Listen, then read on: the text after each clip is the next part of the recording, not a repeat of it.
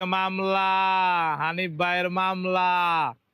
আজকে লইলাম ভাই একটা 350 চাইছিল, 300 দিয়া গুডিলাল মামলাটা একটু গোছও দিছে। জিনিসটা একটু দেখেন। ও লো লো লো লো লো লো লো বিসমিল্লাহ আল্লাহ। হানিফ ভাই দাম বেশি রাখলো, জিনিসের স্বাদ ভালো লাগে, খায় মজা পাই। ভিতরে একটা ব্রাজিলের গেঞ্জি পরা আছি, তোমরা আবার কেউ কিছু মনে করো না। এটা আমি কামে লাগাই কে লেগে, শীতের দিনে একটু ভিতরে ফিনলে শীতটা কম লাগে। তোমরা আবার ফ্যান ফ্যান মনে করো না, আচ্ছা ধরো ফ্যানই মনে করো। বিসমিল্লাহ, আবার খায়।